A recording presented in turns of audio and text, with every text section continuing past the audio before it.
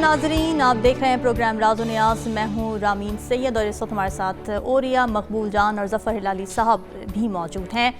नाज़रीन, हमारे यहाँ टेलीफोन या मोबाइल फ़ोन की टैपिंग और लीकिंग का मामला गुज़िश्ता चंद बरसों में गंभीर मसले की सूरत इख्तियार कर चुका है। इस वक्त भी साबिक़ वज़ीर आला पंजाब चौधरी परवेज़ इलाही के वकला से एक मुकदमे के बारे में बातचीत पर मुबनी मुबैना ऑडियो और PTI की यास्मीन राशिद की मुबैना ऑडियो लीक्स खबरों में हैं और ये सवाल उठाया जा रहा है कि कौन फ़ोन कॉल्स टैप करता है और फिर किस मकसद के तहत उन्हें लीक किया जाता है। ओरिया साहब, ऑडियो लीक्स के पस मंज़र में क्या अवामिल कार फरमा हो सकते हैं? जजिस की ऑडियो लीक्स का मकसद क्या वाकई मुकदमात के फैसलों पर असरअंदाज होना है? देखिए, पाकिस्तान के अंदर ऑडियो लीक्स की एक हिस्ट्री जो है वो पाकिस्तान मुस्लिम लीग नवाज से शुरू होती है, बल्कि अदालतों की बेहुरमती की तारीख भी उन्हीं से शुरू होती है। आप अंदाज़ा करें कि सबसे पहले जस्टिस एजाज अली शाह साहब जो थे, उन्होंने ये जुर्रत की थी कि किबला नवाज शरीफ साहब को अदालत के अंदर कंटेम्प्ट के अंदर बुला लिया जाए। वो वहाँ चले तो गए, लेकिन अगली दफ़ा जब पेशी पे उन्होंने जाना था तो उन्होंने बाकायदा पंजाब हाउस के अंदर एक क्राउड को जमा किया और क्राउड जो था वो नारा लगाता हुआ वहां पर इसमें दाखिल हो गया और दाखिल होते ही उन्होंने हमला कर दिया और जजों को अपनी जान बचाने के लिए चैम्बर्स में बंद होना पड़ा। उसके बाद उन्होंने पूरी कोशिश की कि हम किस तरह से एजाज अली शाह साहब को निकालते हैं। तो मैं कोयटा में मौजूद था कि जब 3 बड़े जजों का एक पैनल था जिसमें जस्टिस नासिर इस्लाम जायद थे, जस्टिस खलीलुर रहमान थे और इरशाद हसन थे, इन तीनों के उसमें एक पिटीशन दायर की गई और पिटीशन ये थी कि सजाद अली शाह साहब जो हैं ये सीनियर मोस्ट नहीं है, इसलिए इनको हटाया जाए। अच्छा, ये मौजूदा अता तारड़ साहब के दादा साहब रफीक तारड़ साहब रात को लेट, हालांकि इंस्ट्रूमेंटल लैंडिंग नहीं आना ही थी कोयटा में, एयरपोर्ट पर तशरीफ लाए और कहा जाता था उस वक्त कि वो एक ब्रीफ केस लेके आए थे और बड़े बड़े लोग उसमें शरीफुद्दीन पीरजादा पेश हुए और सजाद अली शाह साहब को घर भेज दिया गया। ये उनकी बहुत बड़ी फतह थी नवाज शरीफ साहब की अदलिया के ऊपर और अदलिया के जजों के ऊपर। उसके साथ ही एक और बहुत बड़ा स्कैंडल उन्हीं के ज़माने में आया कि शहबाज शरीफ साहब जो थे उन्होंने फ़ोन किया किनको, जस्टिस मलिक क़य्यूम को, जिनके भी 2-3 दिन पहले इंतकाल हुआ, अल्लाह ताला उनको गरीक रहमत करे, और उन्होंने कहा कि शहबाज शरीफ साहब नवाज शरीफ साहब चाहते हैं कि बेनज़ीर को कम अज़ कम टेक्ना रेफरेंस के अंदर 5 साल से ज़्यादा सज़ा हो जाए। बिल्कुल। आप सोचें कि वो जब हुआ तो वो राशिद अजीज़ साहब थे चीफ जस्टिस और मलिक क़य्यूम, इनके अंदर इखलाकी जरूरत इतनी थी कि उनको पता था कि ये ऑडियो हमारी है, तो हमने इसको, उन्होंने खुद रिजाइन कर दिया, लेकिन कभी एक भी सवाल नहीं उठा कि ये ऑडियो किसने रिकॉर्ड की। और वो बड़ा मुजरम शहबाज शरीफ जो है, जो कॉल कर रहा है और उसके पीछे जो इंस्टिगेटर नवाज शरीफ है, जो कि उसके 109 के अंदर वो उन्हीं गिरफ्तार हुए, बल्कि उसके बाद वो वजीर आला बने शहबाज शरीफ साहब और वजीर आजम रहे, फिर उसके बाद वो बाहर चले गए, वापस आए, दोबारा वजीर आला बने, फिर वजीर आला बने और आजकल वो वजीर आजम पाकिस्तान है। उसके बाद आप आगे आ जाइए, आप सोचें कि एक वीडियो लीक हुई थी जिसमें हसन नवाज जो थे कुर्सी पे बैठे हुए हैं इंतजार करते हुए JIT में, और उसके ऊपर पूरी नून लीग ने शोर मचाया और ये हुआ वो हुआ फला हुआ। आधार पाता उनकी हुकूमत थी सर, वो वीडियो नहीं थी, तस्वीर थी। हाँ। उनकी हुकूमत थी, तस्वीर आई थी, हुकूमत थी, और उस बंदे को जो वहां पर मौजूद था ड्यूटी पे, वो बंदा उसको नौकरी से निकाल दिया गया एक वीडियो लीक होने से, क्योंकि उस वक्त नवाज शरीफ साहब का केस चल रहा था और नवाज शरीफ साहब खुद वजीर आजम पाकिस्तान थे। उसके बाद ऑडियो लीक का सिलसिला शुरू हो गया। मैं एक कानूनी आपके सामने पॉइंट रखता हूं कि पाकिस्तान के लॉ के मुताबिक भी और आलमी सतह पर लॉ के मुताबिक भी कोई भी वीडियो या ऑडियो अदालत के अंदर एडमिसिबल ही नहीं है जब तक उसको रिकॉर्ड करने वाला ये दस्तखत ना दे कि ये वीडियो मैंने रिकॉर्ड की है और अलफ से लेके ये तक, ए से लेके जेड तक ये मुकम्मल तौर पे अनइंटरप्टेड और अनएडिटेड है और मैं इसको सर्टिफाई करता हूं। अच्छा। जब वो ये सर्टिफिकेट देता है फिर अदालत उसको फोरेंसिक लेबोरेटरी के अंदर भेजती है कि वेदर इट इज ट्रू और नॉट। राइट। जब तक वो सर्टिफिकेट ना हो, ना वो फोरेंसिक में भेजे जा सकते हैं, ना कुछ और चीज भेजे। यही वजह है कि मरियम नवाज साहबा ने जितनी भी ऑडियो और वीडियो पेश की हैं, आज तक वो अदालत के सामने नहीं पेश कर सके, क्योंकि पहला अदालत ने सवाल करना है कि इसका रिकॉर्ड करने वाला कहां है। अब हो क्या रहा है, अब ये जो वीडियो है जैसे जो उनकी मज़ार लकवी की, इसका मुझे कल ही पता चला कि पूरा वाकया क्या हुआ था कि मज़ार लकवी साहब जो थे वो एक दफा निकल रहे थे तो अचानक एक उसको उन्होंने रोक लिया उसने अपना क्या नाम है जो होता है सार्जेंट, अच्छा, उन्होंने कहा कि मैं जज हूं भाई हाई कोर्ट का। सही। तो उसने कहा बड़े बड़े जज थे गुजरते हुए, कहें आपको नए जज है। वो थोड़ा सा तू मैं के बाद उसने जाने दिया तो उसकी बड़ी बेइज्जती हुई। ये वो यहाँ भी मौजूद है। अच्छा, उसके ऊपर वो मोहम्मद खान भट्टी जो है उसको पता चला, वो वहां जाके पहुंच गया और उसने कहा कि लेको, फिर एक पुलिस का बड़ा अफसर भी वहां पहुंच गया और उसको पेश किया गया। उसने आके माफी मांगी, उन्हें 5000 दिया। इतने में परवेज लाई साहब जो थे वो भी सामने बिल्कुल घर है, कोई मजार लगे साहब मेरे पड़ोसी रहे। अच्छा, ये 20 क्लब मेरा था, उसके साथ उनका था और सामने 8 क्लब का था। तो वो भी आ गए और उस दौरान वो जो गुफ्तगू थी, मैं आ रहा हूँ, मैं आपको खुद माजरत करता हूँ, ठीक है। ये इसको उन्होंने वो पूरी सारी की सारी चीज जो है उसको मरियम नवाज साहबा ने जिदत ट्विस्ट। मसला सारा ये है कि इसको रिकॉर्ड कौन कर रहा था। पाकिस्तान में जब तक उस शख्स का गिरबान नहीं पकड़ा जाएगा जो लोगों की वीडियोस और लोगों की ऑडियोस बनाता है, पाकिस्तान में कभी भी बेहतर तौर पर सूरत पैदा नहीं हो सकती। पाकिस्तान का मीडिया भी उसके अंदर मुजरिम है कि हम इन ऑडियोस के और वीडियो पर डिस्कस करते जाते हैं। ऐसा मटेरियल जो अदालत में पेश नहीं हो सकता, हम रोज डिस्कस करते चले आ रहे हैं। ठीक है हिलाली साहब, ये बात बिल्कुल ठीक है कि इस बात की ज़रूर स्क्रूटनी होनी चाहिए कि ये रिकॉर्ड कौन कर रहा है, लीक कौन कर रहा है। लेकिन एक और मेरा यहाँ पर सवाल है आपसे, वो ये कि जैसे अगर किसी की निजी बातचीत लीक हो जाती है तो ठीक है, हम इसको कहते हैं कि बिल्कुल काबिल मुज़म्मत है, इसमें कोई शुबा नहीं है। मगर अगर लीक की गई ऑडियो में या वीडियो में कोई ऐसी बात हो जो किसी के प्रोफेशनल एथिक्स से मुतनाज़े हो, यानी उसमें ये कह सकते हैं कि प्रोफेशनल कंडक्ट की बात हो रही हो, उसके ऊपर बात आ रही हो, बददियानती नज़र आ रही हो प्रोफेशनल कंडक्ट पे, तो क्या ऐसी ऑडियो या वीडियो की भी स्क्रूटनी नहीं होनी चाहिए? देखिए, बिल्कुल होना चाहिए, और बल्कि एक स्पेशल फोर्स होना चाहिए जो इन चीज़ों को इन्वेस्टिगेट करते हैं और उन लोग जिन्होंने बनाया है उनको पकड़ते हैं और अदालत के सामने पेश करते हैं। इसलिए कि इस किस्म के मलाइनिंग वीडियोस जो हैं वो इलीगल हैं, ख़ास तौर जजेस पे इलीगल और अनकॉन्स्टिट्यूशनल है। मगर टेपिंग और वीडियोइंग तो रुकता ही नहीं है, और इसका मकसद क्या है? जजेस को प्रेशर में लाने के लिए। ये आर्टिकल 9 है हमारा कॉन्स्टिट्यूशन, मैं तो समझता हूँ अगेंस्ट द स्पिरिट ऑफ इस्लाम इस किस्म की गंदगी को स्प्रेड करना। अब आपको मैं बताना चाहता हूँ किस चीफ जस्टिस ऑफ पाकिस्तान को ये जो पॉलिटिकल पार्टीज हैं इस वक्त उन्होंने नहीं गालियां दिया और मलाइन नहीं किया है। खोसो को किया है, निसार साहब को किया है, अरशद मलिक को किया है।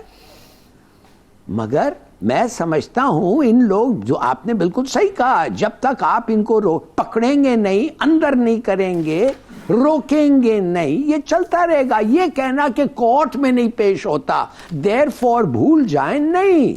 सोशल मीडिया तो है ना, the court of public opinion है, उधर तो ये फैलता है, उधर भी इसको रोकना चाहिए। दूसरी बात ये है, मगर हालांकि मैं जजेस को ये कह रहा हूं, जजेस खुद क्यों नहीं करते भाई? और दूसरी बात ये है, तो मैं ये कहता हूं कि जब तक इस किस्म के वीडियोस को आप ना सिर्फ फॉरगेट इट कि आप इस पे एक्शनेबल हैं कि नहीं, इनको रोकने के लिए लोगों को पकड़ें और सजा दें और बात खत्म हो जाएगी। आप जब तक सजा नहीं देने देंगे, कोर्ट में बेशक ना आए, मगर रेप्यूटेशन तो खत्म हो गया उस बंदे का ना। बिल्कुल ठीक और है। क्या पता फेक है कि नहीं। बिल्कुल ठीक है। 90% फेक भी होते हैं। हाँ बिल्कुल, पॉसिबिलिटी तो है, 50% दोनों तरफ पॉसिबिलिटी। और ये साहब, यही सवाल मैं आपसे करना चाहूँगी, मरीम नवाज साहिबा की इश्तिहारात वाली एक लीक हुई थी, एक कंटेंट लीक हुआ था, तो उसमें प्रोफेशनल बददियानती थी, उसको कंडेम भी किया गया था। और तब खान साहब ने ये कहा था कि ये होना चाहिए, इससे हुकूमतों की करतूतें बाहर आती हैं। फिर जब खान साहब इख्तिदार में थे तब भी उन्होंने ये एडमिट किया था कि अगर कोई भी इदारा मेरी टैप करता है तो उनको ज़रूर करना चाहिए, मुझे किसी बात का डर नहीं है, वो जो मर्जी मेरी ऑडियो टैप करे, बल्कि अच्छी बात है, ये होना चाहिए मुझे, क्योंकि मुझे खौफ नहीं है। तो इस पे आप क्या कहेंगे? दो तीन चीजें। एक है कि आप प्रोफेशनल पर्पस के लिए आप काम करते हैं, बिल्कुल होना चाहिए, हम करते रहे हैं। हम जब डिप्टी कमिश्नर होते थे उस वक्त ऑडियो वीडियो नहीं होती थी, हमें खत जो है उसको खोलने की इजाजत होती थी। सर मैं प्रोफेशनल की बात मैं कर रही हूँ। प्रोफेशनल बात कर प्रोफेशनल काम के लिए कर रहा हूँ। मैं डीसी जो है वो कोई पकौड़ी की नहीं लगाता, प्रोफेशनल काम करता है ना। तो हमें अलाउ होता था कि वो खत जो है उसको खोला जाए, और हमें एक स्टीम की मशीन होती थी पोस्ट ऑफिस के अंदर, जो लोग पोस्ट ऑफिस में काम करते हैं उसके अंदर वो डाला जाता था, उसकी लेई खुल जाती थी, उसको खत को डीसी पढ़ लेता था, निकाल के उसको वापस रख देता था। मैं जब डीसी सिब्बी था तो उस वक्त एक आदमी अगवा हुआ था। हमने उस जो मगवी लोग थे उनके घर में ताकि कॉल ना आए, हमने बकायदा उनके टेलीफोन का जो एक कनेक्शन था वो मेरे घर में लगाया था, जिसको मैं मुस्तकिल सुनता रहता था ताकि उसको दे। ये अलाउड है, ठीक है, लेकिन इसको पब्लिक करना गलत है। ये गलती है, ये जुल्म है, ये बदमाशी है, ये है वो काम जो कि आप करते हैं। मैंने कितने खत उस वक्त पढ़े होंगे, मैंने कभी बताया कि कौन सा खत था? मैंने कितने फोन उस वक्त सुने होंगे ड्यूरिंग माय सर्विस? मैंने कभी बताया? जो आप करते हैं, जो आप मीडिया में आकर इसको दाखिल करते हैं, ये आपका ब्रीच ऑफ द ट्रस्ट है। वो बिल्कुल ठीक कहा इमरान खान ने कि आपको प्रोफेशनली करना चाहिए, आपको करें, इसलिए कि आपको आपने क्रिमिनल इन्वेस्टिगेशन करनी है कहीं ना कहीं, किसी ना किसी जगह पे आपने ट्रेस करना है कहीं ना कहीं आपको, आप करते हैं। लेकिन उसको मीडिया में जो आप करते हैं ना, आप जब उसको मरियम नवाज के हाथ में पकड़ा देते हैं, आप जब उसको मरियम औरंगजेब के हाथ में पकड़ा देते हैं, आप जब उसको फलाने के हाथ में पकड़ा देते हैं, ये बुनियादी तौर पर आप हर मामले कर आप उस बेसिक एथिक्स की खिलाफवर्जी करते हैं। ये है बुनियादी चीज। बिल्कुल ठीक है। हिलाली साहब, जबकि इमरान खान ने मुबैना ऑडियो वीडियो लीक्स के तदारुक के लिए चीफ जस्टिस समेत सुप्रीम कोर्ट के तमाम जजेस को तफसीली खत लिखा है, तो इस मसले के हल होने की तवक्को की जा सकती है? जजेस की ऑडियो या वीडियो लीक्स का मामला इससे पहले भी कई दफ़ा सामने आ चुका है, तो अब तक इस हसास मामले में कोई ठोस फैसला क्यों नहीं किया जा सका? क्या लगता है आपको? देखिए, सीधी सादी बात है, इन्होंने जो कहा है प्रोफेशनली बिल्कुल सही है। बहुत सारी चीज़ें ऐसे हैं और रीजनेबल ग्राउंड्स होते हैं सस्पेक्ट करने के लिए कि जो हो रहा है वो इलीगल है, तो पुलिस का भी हक बनता है कि वो जाके इन्वेस्टिगेट करें, और अगर जैसे इन्होंने कहा खत या कोई इंटरसेप्ट करना पड़े करें, बिकॉज क्यों आप जस्टिफाई करेंगे कि हमारे पास एक रीजन था, रीजनेबल कॉज था। तो आप मुझे बताएं, आज भी हमने सुना है, अब सबको पता है और औरिया साहब ने फिर सुना है कि तारड़ साहब एक सूटकेस के साथ आए थे क्वेटा, ठीक है, सबको पता है, उस वक्त दूसरे दिन पता चल गया।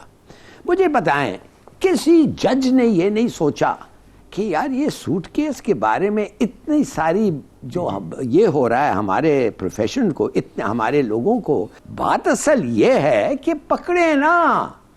आपने वीडियोस देखे हैं, शर्मनाक वीडियोस हैं। मुझे एक चीज बताएं, अगर आपके पास कोई रीजनेबल ग्राउंड सस्पेक्ट नहीं करना हो कि कोई कानून को वायलेट किया जा रहा है, तो आप किस बेसिस पे एक प्राइवेट लाइफ एक जज का या एक अफसर का या जिसका भी हो उस पे आप वीडियो चला रहे हैं और फिर उसको तकसीम कर रहे हैं? You have no grounds to do that, इसलिए कि वो क्राइम नहीं, दैट इज अ क्राइम। आपको आर्टिकल 9 के खिलाफ है, it's against the spirit of Islam, section 40 article 14 के खिलाफ है। कहने की बात सिर्फ ये है कि जो हम लोग जिनका काम है इन चीजों को चेक करना, इन चीजों को एडजुडिकेट करना और खत्म करना और पनिश करना, लोगों को वो नहीं करते और वो खुद फिर बन जाते हैं शिकार। आपको इट्स सो सैड, मैं आपको क्या बता नहीं सकता।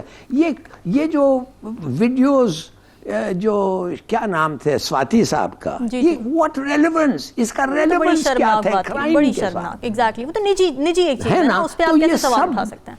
लीक करना तो मतलब दूर की बात है। और दूसरी चीज, अगर शर्मनाक नहीं है तो फिर खोलें, प्रेजेंट करें और कहें ये एविडेंस ऑफ क्राइम। यार कुछ तो करो। आपको मैं बता नहीं सकता हूँ कि क्या वो सब प्रोफेशंस आस्ते आस्ते they are losing their reputation, उनका ट्रस्ट खत्म हो रहा है, वायलेट हो रहा है। भाई कल chief justice of ex chief justice Sindh का कहता है, मैं नाम नहीं लेना चाहता, किस बेसिस पे किस चीफ जस्टिस ऑफ पाकिस्तान ने किसको अपॉइंट किया, मगर मेरे पास हैं, मैं बता सकता हूँ। खड़े हो, he saying this in the Karachi literature festival, जिधर बाहर के भी इंटेलेक्चुअल्स आए हुए हैं। बिल्कुल, तो प्लीज ठीक है, मेरे ख्याल में हम क्या कहें। बिल्कुल ठीक है। अच्छा उरिया साहब, 2019 में सुप्रीम जुडिशल काउंसिल में जस्टिस काजी फायज ईसा के खिलाफ रेफरेंस से मुतालिक दरखास्तों की समाअत हो रही थी, जिसके दौरान 10 रुकनी फुल कोर्ट बेंच को ये बताया गया था कि आला अदलिया के जजेस की जासूसी करना ही एक मुंतखब हुकूमत को तहलील करने के लिए काफ़ी है। तो क्या यही बात मौजूदा हुकूमत पर भी लागू होती है? देखिए, पहली बात तो यह है, मैं आपको बताऊं, इफ्तिखार चौधरी का जब केस चल रहा था तो आपको याद होगा कि एक बेंच बना था जस्टिस राणा भगवान दास के ज़माने जी। उस वक्त वो चीफ जस्टिस थे, एक्टिंग चीफ जस्टिस जो भी थे। तो उसके सामने उन्होंने जजों की वीडियोस पेश की थी, उनकी फैमिलीज की। अच्छा। और ये मुशर्रफ का ज़माना था। और आपको अंदाज़ा नहीं कि उस वक्त क्या खौफनाक सूरत पेश हो गई थी जब खलील नंदे ने उठा के उसको परे फेंका था कि तुम ये काम करने पे लगे हुए हो। लेकिन ये जो तुमने शुरू किया हुआ है, इसकी बेटी की वीडियो बनाओ, उसके बेटे की वीडियो बनाओ, उसकी बीवी की वीडियो बनाओ, उस जज की वो गलीज वीडियो बनाओ और उसको मरियम नवाज साहब पेश करें और साथ कानों का हाथ लगे, ओहो मैंने देखी है, मैं बयान नहीं कर सकती। तुम्हें शर्म नहीं आती एक औरत होने को कि तुम इस तरह की वीडियो देख के फिर लोगों को बयान भी करती हो? चलो देख ली, लेकिन उसके बाद अपने पॉलिटिकल मोटिव के लिए तुम उनकी गुफ्तगू भी फरमाती हैं। आप मुझे बिल्कुल ये जो माहौल, मैंने आपको बताऊं, मैंने कम से कम 50 साल एक्टिव लाइफ के हैं, जो कि जिसमें पॉलिटिक्स को समझता जानता रहा हूं। मैंने इतनी गंदी पार्टी इस मामले में और कोई नहीं देखी है। पीपल्स पार्टी से ज्यादा किसी को जुडिशरी ने नहीं किया। एक वजीर आजम उनका फांसी चढ़ा, दूसरा वजीर आजम जो था उसको उन्होंने घर भेजा। क्या पीपल्स पार्टी ने इस तरह की गुफ्तगू की? क्या पीपल्स पार्टी ने जजों की इस तरह तौहीनें की? क्या पीपल्स पार्टी ने इस तरह की वीडियो ऑडियो की सियासत खेली? गंदी तरीन, जो भी, मैं हजारा इख्तलाफ हो, मैं पीपल्स पार्टी के जमाने में जेल में भी रहा हूं, उसके बावजूद मैं समझता हूं कि उनके यहां अखलाकियात का लेवल जो है इन लोगों से 1000 गुना ज्यादा बुलंद। बिल्कुल, ये गंद पाकिस्तानी माशरे में डाला इन लोगों ने, इस खानदान ने डाला। बिल्कुल ठीक है। नाज़रीन, डिस्कशन का सिलसिला जारी है, यहाँ वक्त हुआ एक break cast.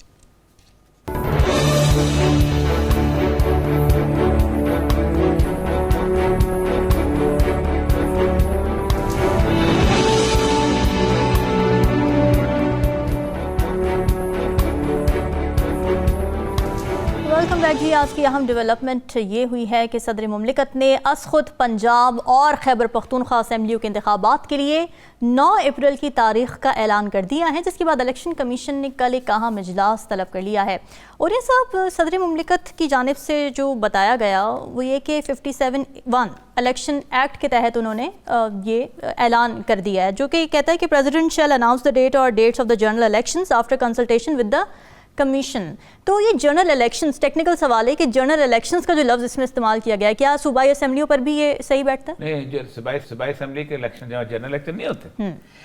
The president shall announce the date और डेट्स। एक असेंबली नहीं, कौमी असेंबली तो एक हुआ गया ना, ठीक है। डेट्स उस वक्त होते हैं कि जब एक से ज्यादा असेंबलियां इन्वॉल्व हो। बकायदा कॉन्स्टिट्यूशन उसमें क्लियर किया गया 57(1) में of general election after consultation with the commission. अब प्रेसिडेंट ने खत लिखा कि भाई आप तशरीफ लाएं चीफ इलेक्शन कमिश्नर साहब को, हम आपसे कंसल्टेशन करना चाहते हैं। चीफ इलेक्शन कमिश्नर ने उसके बाद कहा कि आइन के तहत हम इस वक्त चूंकि सब्जेक्ट मैटर है, हम आपसे डिस्कस नहीं कर सकते, आइन में भी और अदालत में भी। तो they actually surrendered their right, उन्होंने अपना जो कंसल्टेशन का राइट था वो खो दिया। उसके ऊपर प्रेसिडेंट ने ये दस, अब मसला यह है कि प्रेसिडेंट को ये नौबत क्यों आई, ये सवाल कोई नहीं करता। एक गवर्नर की जिम्मेदारी है कि उसने अनाउंस करना है डेट, वो इनकार कर देता है। अब गवर्नर जो है वो कहता है मैं नहीं देता हूं डेट, तो कौन है जो उसको टेक ओवर करेगा उस मामले को? अब उसका जिम्मेदारी है, आईनी जिम्मेदारी है, ठीक है। एक जज कहता है मैं फैसला नहीं सुनता हूं, कौन उसके ऊपर रोकेगा? एक डॉक्टर कहता है मैं इलाज नहीं करता हूं, तो कौन उसको रोकेगा? कोई ना कोई तो रेमेडी मौजूद होनी चाहिए ना। अब वो रेमेडी यहां पर इस 57(1) में दी हुई थी, लेकिन इसको भी छोड़ दो। आपने कहा जी और आरएफ अलवी चूंकि पीटीआई का ये है, उसकी रेमेडी ये पाकिस्तान का आइन 1973 का। ये आइन कहता है कि जब भी किसी किस्म का कोई कंफ्यूजन अराइज हो, मैटर ऑफ इंटरप्रिटेशन आए, तो supreme court has the sole authority to interpret the constitution. ना अता ताड़ कौन है, आजम नजीर ताड़ को लॉ की बात मानी जाएगी, ना इमरान खान के किसी बंदे की मानी अहमद खान की बात मानी जाएगी, ना अटॉर्नी जनरल की बात मानी जाएगी, ना गवर्नर की और ना आरिफ अलवी की। अच्छा, इंटरप्रेशन के लिए मानी जाएगी। मेरा ख्याल है सुप्रीम कोर्ट के जो उन्होंने रेफरेंस दिया है वो इसको मसले को हल करेगा और बहुत जल्दी हल हो जाना चाहिए। वरना आप देखें ना, मसला ये है, गवर्नर कहता मैं नहीं देता हूं तो क्या अगले 25 साल इलेक्शन नहीं होंगे? वो बैठा रहेगा, वो कहता मैं नहीं आइन के देता। तहत तो अच्छा, 90 इसके ऊपर days है ना? एक्शन किसने लेना था? इस पर एक्शन लेना था वजीर आजम ने अच्छा, कि तुम एक कॉन्स्टिट्यूशनल रिस्पॉन्सिबिलिटी अदा नहीं कर रहे हो, मैं अपनी नॉमिनेशन विड्रॉ करता हूं। लेकिन शहबाज शरीफ इक्वल मुजरम बनता है क्योंकि एक आदमी अदा नहीं कर रहा, नॉमिनी है, वो फौरन लिखे प्रेसिडेंट को खत लिखे कि जनाब गवर्नर पंजाब और गवर्नर केपी के अपनी आईनी जिम्मेदारियां अदा नहीं कर रहे, इसलिए इनको बरतरफ किया जाता है। ये दोनों को लगाते हैं, ये आईनी जिम्मेदारियां अदा करेंगे, लेकिन ये कोई नहीं कर रहा। ये मसला है। ठीक है। हिलाली साहब, आपको क्या लगता है, अब सदर मुमलिकत की जानिब से जो ऐलान कर दिया गया है, तो इसके बाद अब बॉल किसके कोर्ट में है? क्या सदर के हुक्म के बाद आईनी बहरान जो है वो ख़त्म हो जाएगा, या फिर मामला अल्टीमेटली जैसे कि ओरिया साहब कह रहे हैं सुप्रीम कोर्ट जाएगा? देखिए, जाएगा तो सुप्रीम कोर्ट में। अच्छा। मगर मैं बताना चाहता हूं कि ये इलेक्शन कमिश्नर ऑफ पाकिस्तान एक सदर का इनविटेशन को रिजेक्ट करता है। ये अपने आप को क्या समझता है? और इसको तो ताश खेलने के लिए तो सदर नहीं बुला रहा था। सदर इसको कह रहा था इलेक्शन मेरा सॉलम ड्यूटी है कि इलेक्शन हो। तुम कह रहे हो नहीं हो रहा है, तुमने मेरा इंस्ट्रक्शंस को नहीं माना है, तुम्हारे कंसल्टेशंस काफी नहीं है, मुझे आओ बात करो और बताओ। और शायद उसके बाद वो कहता मैं रिफर करूंगा या तुम्हारी बातें ठीक है। ये तो कहता है सदर को एक लेक्चर पिला दिया। You have nothing to do with elections, really. तुम किधर के निकले हो इंटरप्रेटर ऑफ द कॉन्स्टिट्यूशन? तुम किधर से सुप्रीम कोर्ट के जज बन गए हो? और इज बैड मैनर्स, नंबर 1। दूसरी बात यह है कि आर्टिकल 57 ये वो सब बिल्कुल सही। आर्टिकल 57 एक ओहदा, you have taken N oath कि तुम कॉन्स्टिट्यूशन के तहत चलोगे। और तुम देख रहे हो तुम्हारे सामने एक आदमी जिसका सिर्फ और सिर्फ एक काम है इलेक्शंस होल्ड करना, इलेक्शन कमिश्नर ऑफ पाकिस्तान, वो कहता है मैं नहीं करता। अरे तुम्हारे को क्या कंसल्ट करो, मैं नहीं कर सकता, वो नहीं देते, ये नहीं देते। अरे ये कोई तरीका है to behave when a president gives you an instructions? और गवर्नर्स कहते हैं मैं कंसल्ट ही नहीं करता। और फिर उसका जो काम है कि टू से नो, वो कहता है कि ये एक जो पंजाब का जो गवर्नर है, मैंने तो फैसले में था ही नहीं, तो मैं क्यों इनको डिसॉल्व करूं या नहीं डिसॉल्व करूं?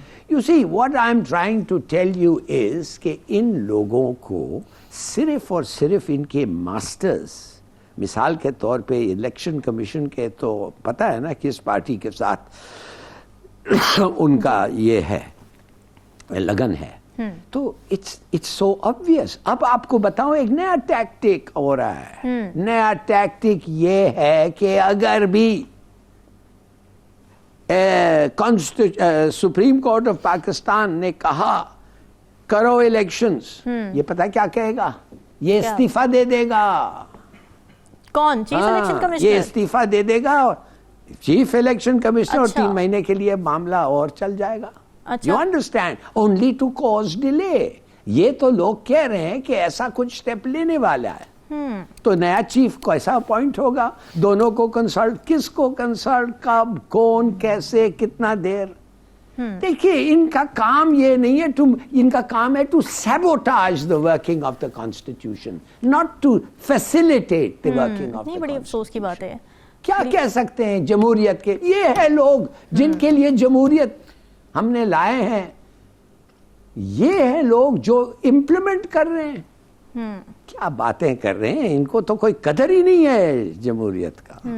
अच्छा, ओरिया साहब, जो हिलाली साहब ने बात की है कि इलेक्शन कमिश्नर भी मुस्ताफ़ी हो सकता है डिलेड टैक्टिक के तौर पे, तो आपको लगता है कि इससे वाकई कोई हेल्प मिल सकती है पीडीएम गवर्नमेंट को? अगर इलेक्शन कमिश्नर जो है वो इस्तीफा दे देता है तो कोई बहरान मजीद पैदा हो सकता है बीच में? नहीं, एक तो यह कि immediately it will be accepted by the president फौरी तौर पर उसको एक्सेप्ट करेगा। उसका इस्तीफा जो है वो प्राइम मिनिस्टर नहीं सदर एक्सेप्ट करता है और आलफ पलवी साहब बखुशी उसको एक्सेप्ट करेंगे। अब उसमें जो बेसिकली मेंबर्स मौजूद हैं वो इमीडिएटली, क्योंकि द वेकेंट नहीं रह सकता, वो उसको चार्ज दिया जा सकता है फौरी तौर पर जब तक वो नई कंसल्टेशन होती। ठीक है। और उसके बाद अगर फॉर एग्जांपल कंसल्टेशन भी होती है तो सुप्रीम कोर्ट जो है वो किसी को भी कह सकती है। देखिए सुप्रीम कोर्ट जब आएगी ना, तो मैंने आपको भी आर्टिकल 190 मैंने बार बार कहा है कि all administrative and judicial authority should act in aid of the supreme court. और ये बड़ा जबरदस्त किस्म का आर्टिकल है। अगर वो कहती है तो सुप्रीम कोर्ट ये कहती है, ये 191 है और आप हैरान होंगे कि subject to the constitution and the law, the Supreme Court may take rules regarding 190. All executive and judicial authorities throughout Pakistan shall act in aid of the Supreme Court.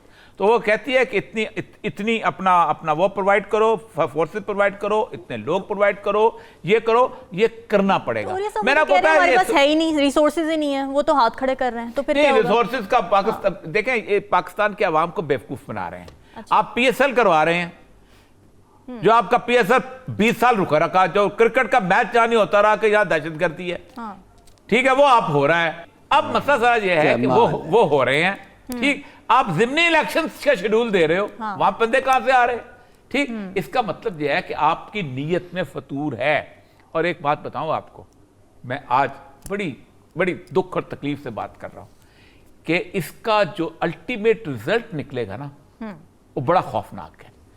वो इसलिए खौफनाक है, आज इमरान खान इस अदालत में पहुंचा है और आप सोचे कि पाकिस्तान में मैंने कम से कम 40 साल से लोगों को अदालतों में पेश होते देखा है।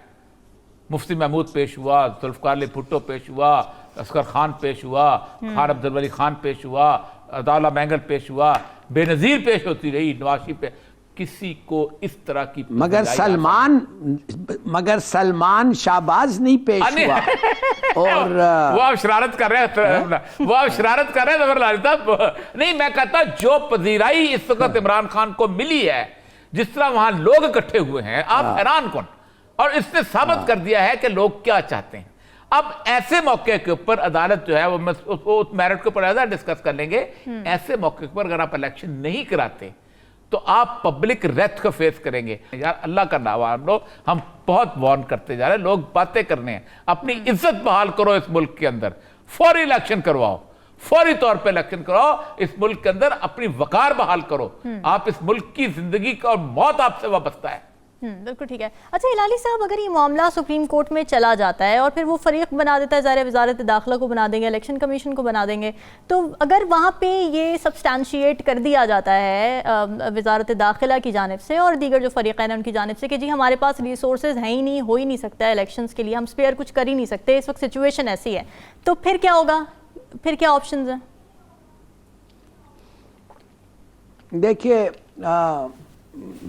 मैं तो समझता हूँ कि ये कहना कि हमारे पास फंड्स नहीं हैं, जब प्रिंटिंग प्रेस आपका है, फ्रैंकली इट इज सिली।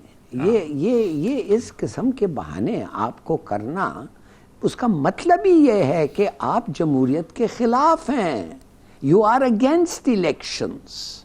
आप अपने सुप्रीम कोर्ट के जजमेंट को फ्रस्ट्रेट करना चाहते हैं, उसको सैबोटाज करना चाहते हैं। ये एक माने तो ये हो जाता है। ठीक है। क्या और लोग नहीं हैं आपके पास? टीचर्स खत्म हो गए? ये आरओज जो होते हैं ये कोई खत्म हो गए? ये एक नहीं, वो सब मर जाते हैं एक दफे, दे फंक्शन एज आरओज।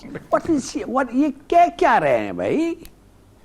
ये सब बहाने हैं। वी नो इट इज बहाना। हम कब से कह रहे हैं इलेक्शन इनको नहीं चाहिए, और हम कब से ये इमरान खान पीट रहा है धंधोरा कि ये ईसीपी जो है उनके साथ मिला हुआ है, कह रहा है ना। तो आप समझते हैं कि ऐसे नौबत पे ECP and they will fall out and this thing, please understand कि ये नहीं ऐसे, these are not genuine reasons. Pakistan का कोई सिक्योरिटी इतने खतरे में नहीं है कि जो लोग मांगे गए हैं वो नहीं दे सकते। ठीक है नाज़रीन, डिस्कशन का सिलसिला जारी है। यहाँ वक्त हुआ एक ब्रेक का, स्टे विद अस।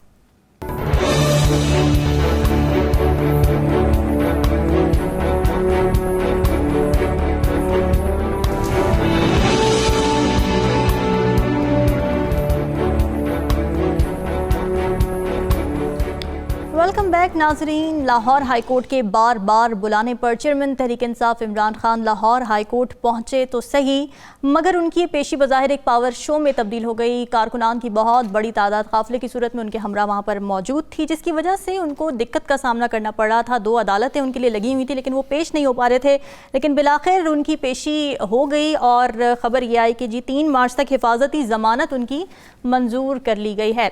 ओरिया साहब, आज हमने देखा अदालत के अहाते में जो मनाजिर थे, जिस तरह का एक पावर शो लग रहा था कि हो रहा है। सिक्योरिटी कंसर्न्स का इजहार किया गया था पीटीआई की क़यादत की जानिब से, मगर इतनी बड़ी तादाद में लोग अंदर आ गए, आपको नहीं लगता कि ये एक सिक्योरिटी लैप्स भी था?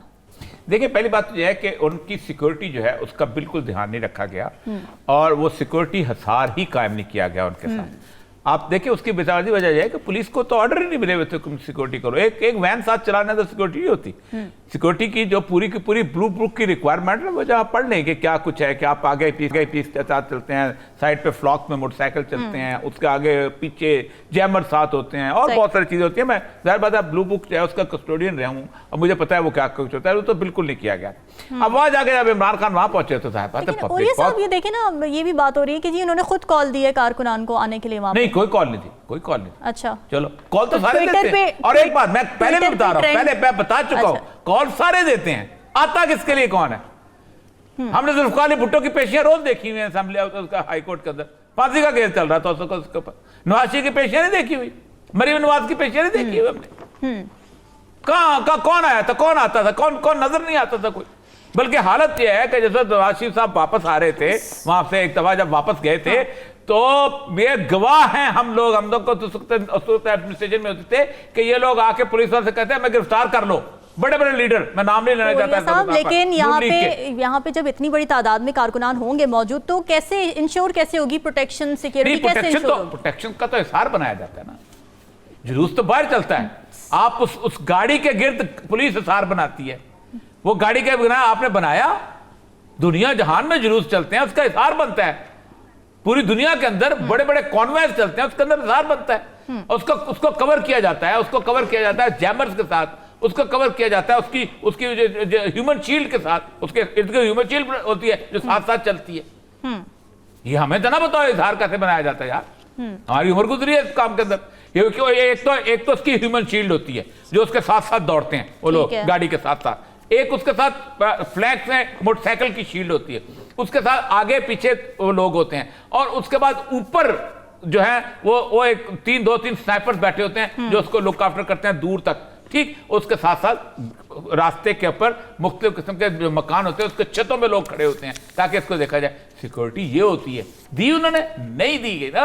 एटीएस की गाड़ी लगाना कौन सा मतलब है? वहां पर तो 6 लोग थे, वो जब अंदर गए हैं वहां पर, वहां जब अंदर गए हैं तो उन्होंने यही कहा है कि भाई सिक्योरिटी में अंदर नहीं आने दे, वो तो उन्होंने पीछे लोगों को किया करके उसको अंदर ले गए। एक बात तो ये है। अच्छा, दूसरी बात ये है, मुझे ये बताइए क्या पाकिस्तान में इमरान खान जो है वो वाहिद बनता है कि जो अदालत के अंदर पेश ना हो तो जमानत नहीं होती?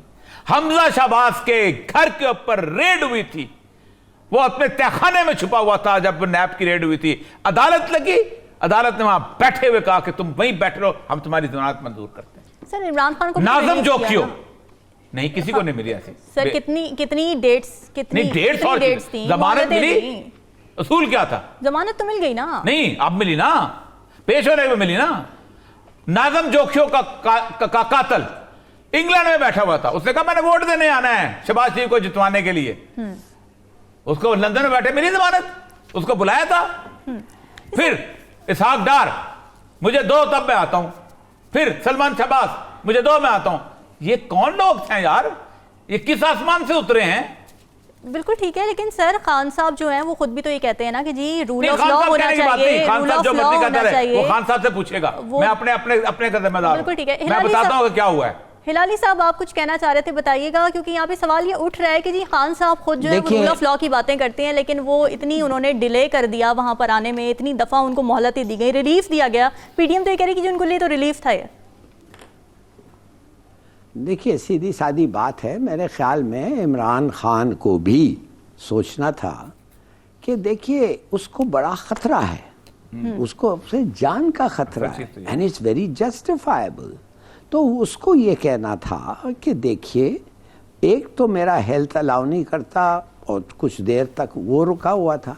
दूसरी बात है मैं व्हीलचेयर पे आ रहा हूँ ये वो, मगर मेरा जो सिक्योरिटी है, मेरे अपने लोग, मेरा अपना सिक्योरिटी टीम कहता है वो वैसा नहीं है जैसे होना चाहिए, कंसिडरिंग कितने लोग मेरे पीछे लगे हुए हैं और किस किस्म का थ्रेट है मेरे लाइफ पे।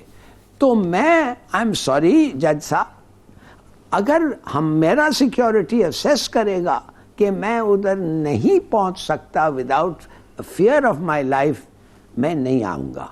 और आप मुझे बेशक जो भी करना है चाहे थे कर दें। ठीक है। देखिए, कहने की बात यह है कि उस वक्त अगर उन्होंने एक फैसला करता तो मेरे ख्याल में ये नहीं होता कि भाई जा रहा हूँ नहीं जा रहा हूँ। ऐसा लग रहा है इस वक्त, लगता थोड़ा सा ये है कि he was weak, he was confused, he changed his mind. मेरे ख्याल में उनको एक फैसला करना था कि मेरी सिक्योरिटी जैसे बेनजीर भुट्टो करती थी when she was in Pakistan. अमेरिकनों को कहा था कि सील्स दो, मुशर्रफ ने कहा नहीं, मैं सील्स अमेरिकन सील्स को नहीं आने दूंगा, हम प्रोटेक्शन देंगे। जब प्रोटेक्शन नहीं होता था वो नहीं जाती थी। बिल्कुल ठीक है। हिलाल साहब, वक्त हमारे पास खत्म हो गया है। कदा कलामी की माजरा। नाज़रीन, डिस्कशन आपने सुनी, कल हाजिर होंगे मजीद अहम मौज़ूआत के साथ। हमें दीजिए इजाज़त। अल्लाह हाफ़िज़।